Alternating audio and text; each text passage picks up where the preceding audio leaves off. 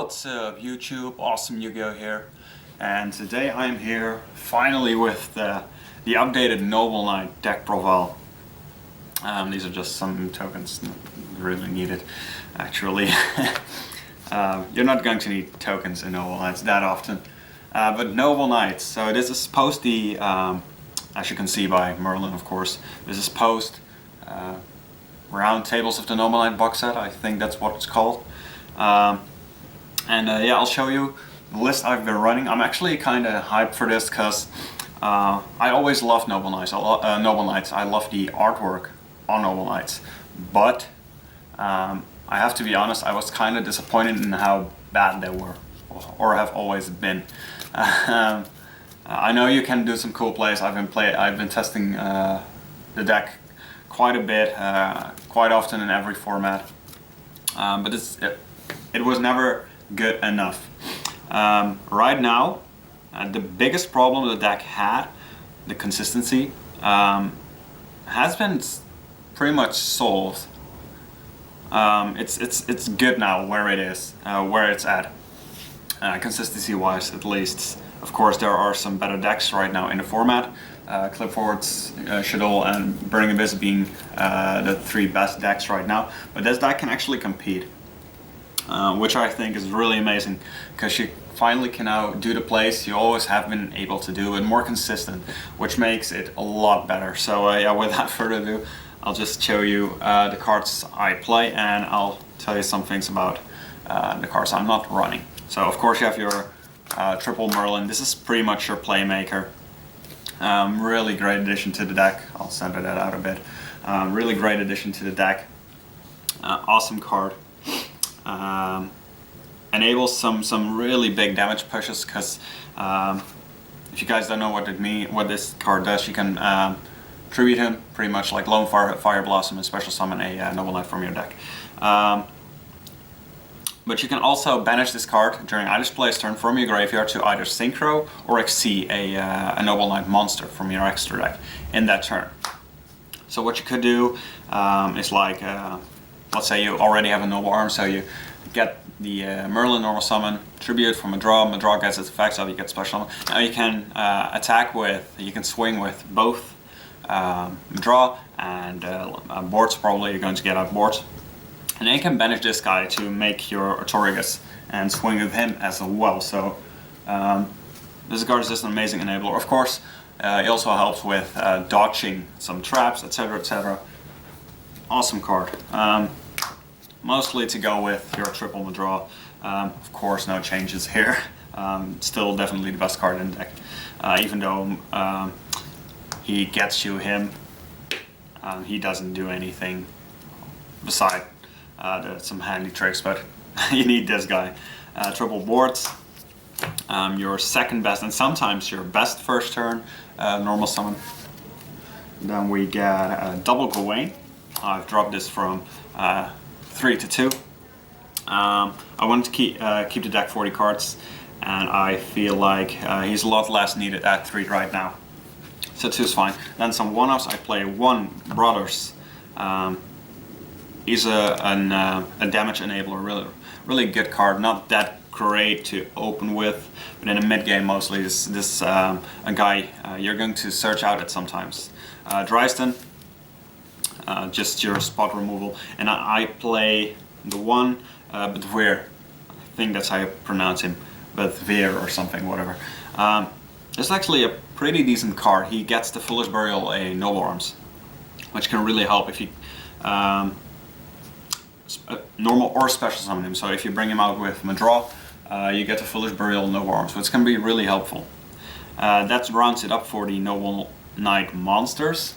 So I'm not playing Volgevat, for example, and that is because I feel Volgevat has been made completely irrelevant thanks to a card I will show later on, but I'll give you a little sneak peek. The last chapter. What Volgevat did was bringing you back from a disadvantaged position in the mid to late game. So you can normal summon him and then get back a, let's say, Medraut from your graveyard. The last chapter pretty much allows you to do the exact same thing. barring your opponent needs to have a monster and you don't.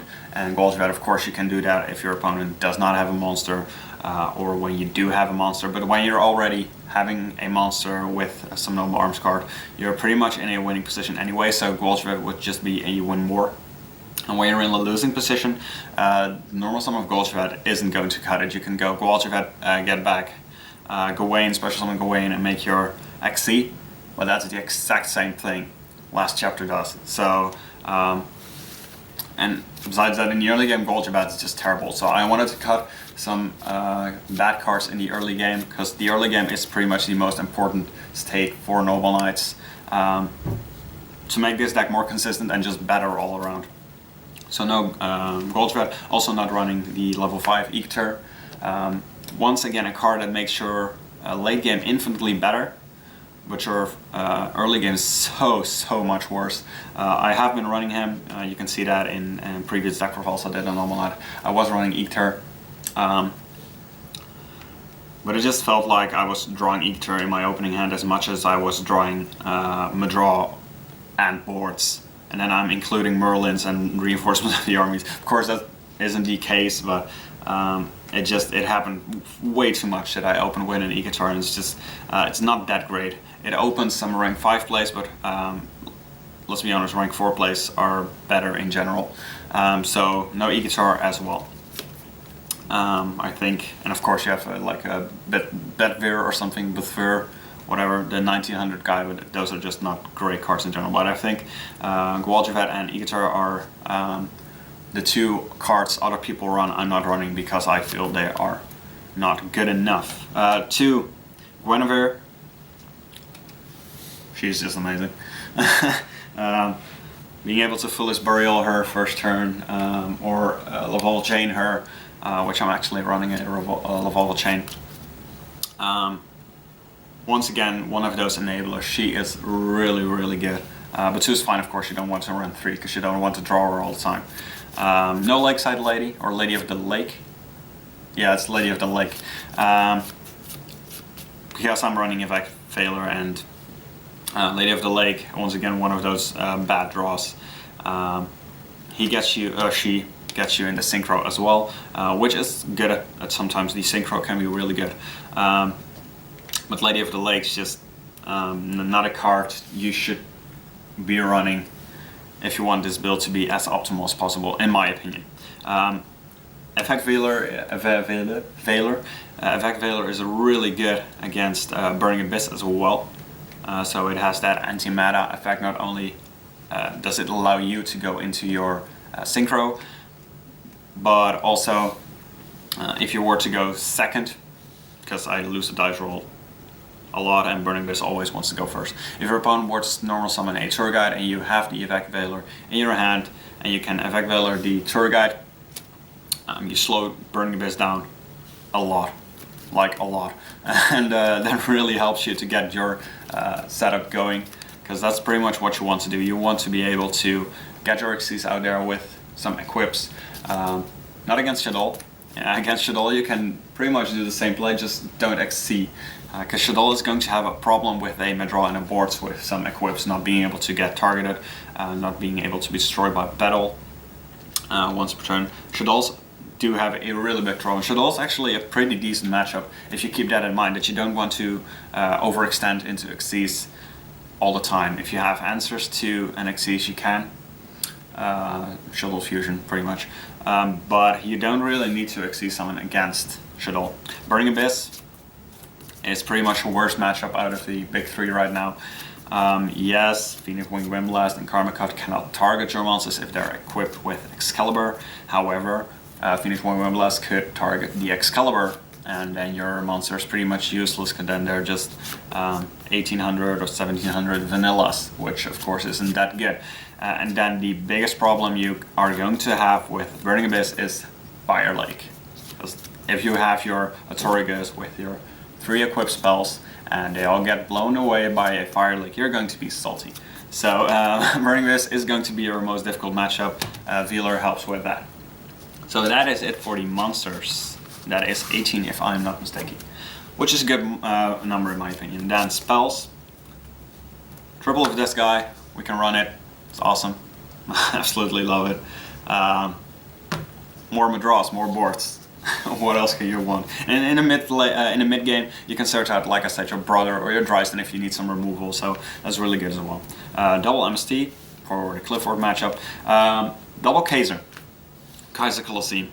I know people have dropped this. People were running this in Noble Knights previously, but this is so good. I don't see why you wouldn't play this in Noble Knights at this point. Against Burning Abyss, this stops the Fire Lake because they're only allowed to summon one monster. It is not great against Shaddoll. For once, they can out it pretty easily, but if they don't have the Sinister Shadow Games or the Mathematician, which, by the way, it does slow them down, of course, because they do have to normal summon the Mathematician, send a dragon, which they don't really want to do, to out the Kaiser Colosseum. So that actually is pretty decent. Mostly against Burning Abyss, it's just they can only put one monster on board. It's really good. You're going to get a turn out of it because they do need to have a Phoenix Wing Wimbless or a Mystical Space Typhoon. Phoenix Wing Wimbless need to be set first. So yeah, I just feel this card is really, really good for Noble Knights at this point right now. Better than Vanity 17 is. Then for some powerful one-offs, I run one Book of Moon. This is really good against the Shaddoll matchup as well, being able to book your XC if they go for the Shaddoll fusion. If you did make an XC first turn because you didn't know you were playing against Shaddoll, for example. All your equip cards go to the grave, of course, but they're really easy to get back, so you shouldn't lose too much out of it, and of course the Shaddoll player will lose a lot out of it. Foolish Burial, awesome card. I'm not gonna lie, if you open like this and a Merlin, you're set. You're just set. Soul Charge, I actually really like Soul Charge right now. It enhances your mid game. You're going to have, because you're Exceed, because you're Synchron, you're going to get cards in your graveyard. And Soul Charging a Medraut is just really strong. No way around it. And then Raigeki. Just to field clearance, you have to play some unfair cards because all in all, Noble Knights is a pretty fair deck. So to compete, you need to play some of these unfair cards. Then we get the double last chapter of the Noble Knights, kind of like some more soul charges. You can see this as a Butch Incarnation. I love this card. I think it really enhances the mid to late game of Noble Knights. And of course, Noble Knight did have a problem with that. Merlin enhances your early game, which Noble Knight did have a problem with as well. So I think Konami did a pretty good job trying to fix some of the bugs that Noble Knight had. And I'm happy with it. I'm not gonna lie, I'm kind of happy with it. I was skeptical in the beginning, but after playing this quite extensively on Dueling Network mostly, I have to say I'm pretty happy with how this deck's running for me. Then the Noble Arms, the equipped cards, 2 Excalibur, of course, that's pretty standard. Same counts for the 2 Noble Arms of Destiny. And then you have your 1 Caliburn, who gains you the life. Your 1 MST Noble Arms. I was going to try to pronounce it, but I'm not. And then X of Despair. That's it for the spells. It's 20 spells, which left me with 2 spots. And I was kind of hoping I would end with 3. But yeah, like I said, I really want to run those 18 monsters. I really want to run those 20 spells. So I only had 2 places left for Solemn Scolding. Solemn Scolding. This card is so good in Noble Knights. You're not going to be having a room to run a big trap lineup. And I was looking through some traps which I wanted to play. I was looking at Decree, but that's just not good enough right now because it's easy to out. Trap Stun, which I am siding because that is a card you definitely need. Definitely game 2 and 3 against mostly Burning Abyss.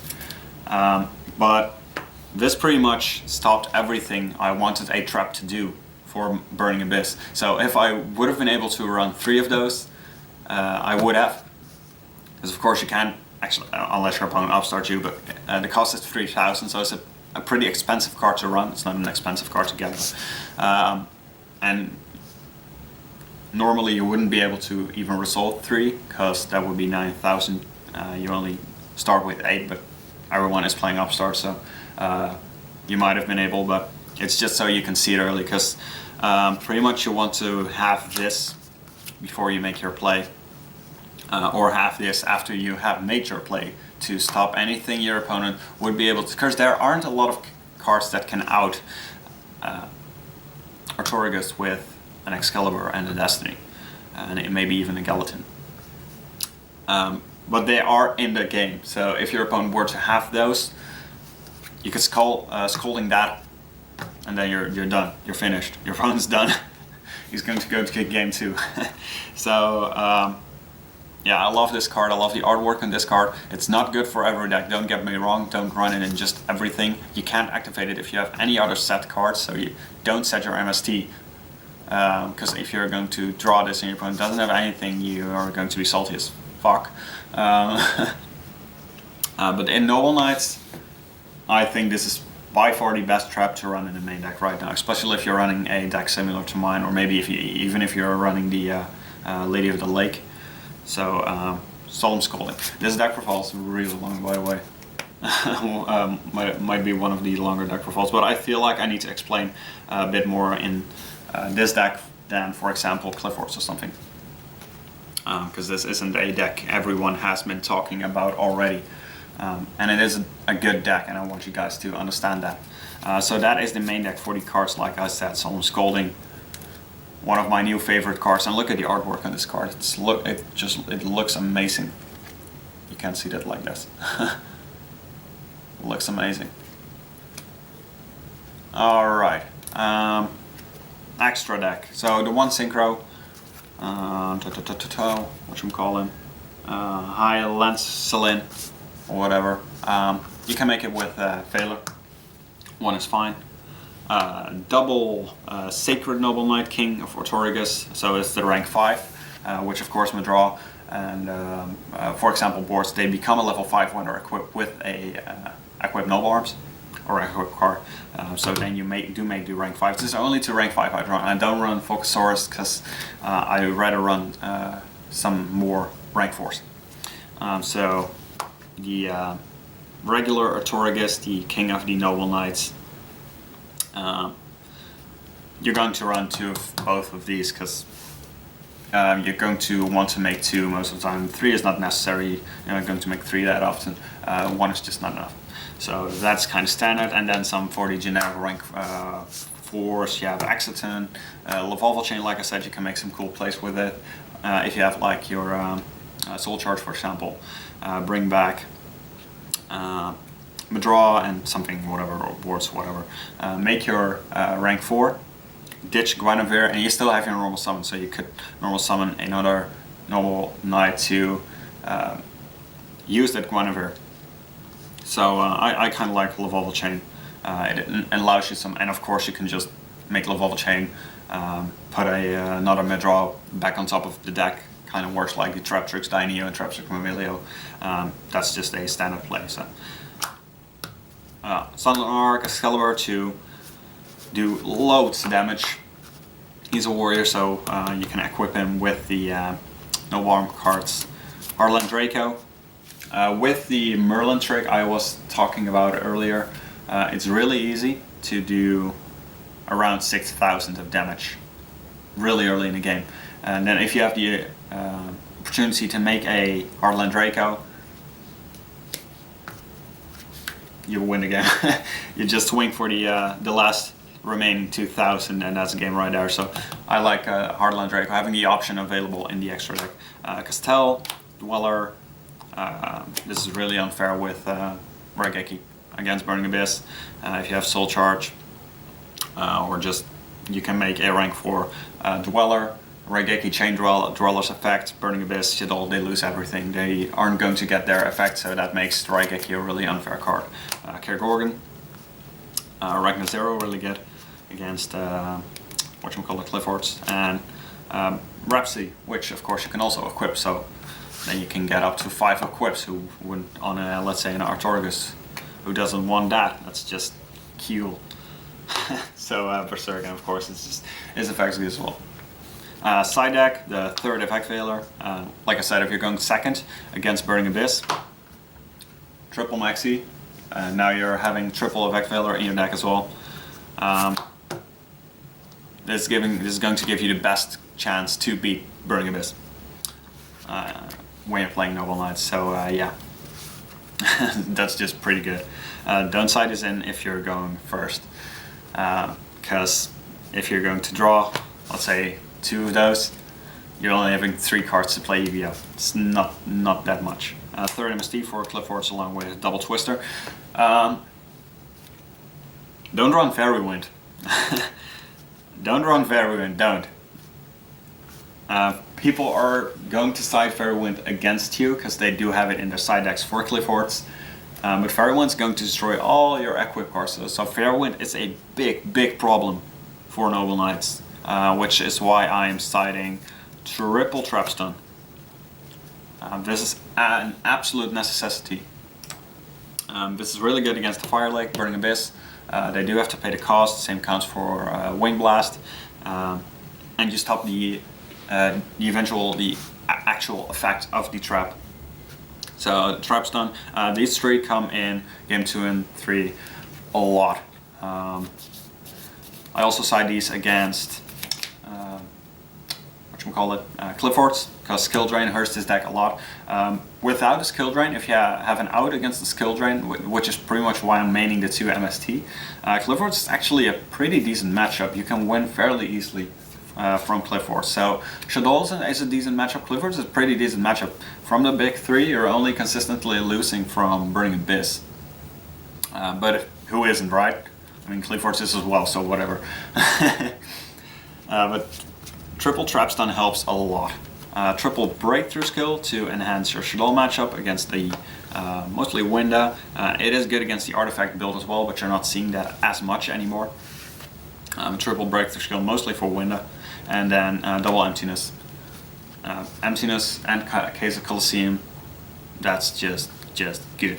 But Kaiser isn't as good, like I said, against Shadow. Emptiness is a bit better against Shadow, so you can just swap those cards. Yeah, that's pretty much the deck. That's all the cards I am running. In the extra deck you can of course make some changes. I really wanted to run a Dark Rebellion Dragon, the guy who can do 2500 damage for pretty much free. If you don't want to run any of these cards, you can just swap those out for what I would suggest, a Dark Rebellion Dragon. The main deck in my opinion is really solid as I am running it, so yeah, give that a try. Same kind of counts for the side in my opinion. Yeah, in the comment section down below, let me know what you guys think of this deck. I think I've been rambling for at least 20 minutes or around 20 minutes. Thank you guys if you stick by to the very end. But like I said, I just wanted to explain some of the card choices a bit more than in some other deck profiles. Have yourselves a good day, and I'll be back with some other deck profiles. I guess, I don't know, but we're getting the banned list pretty soon, so I might take a suggestion someone left me and do some kind of meta discussion on what decks can be played after the January 1st ban list is in effect, and maybe what decks just can't be played anymore. But yeah, in my opinion, pretty much every deck always has a chance. So if you just how you say that? Make your deck to beat the meta. You can run your own tactics, but be aware of the meta, and if you do, in my opinion, pretty much every deck can have that one day in which you draw the right cards and you can top a regional, for example. So yeah, with that note, I'm going to leave you guys. Thank you guys for watching. Bye!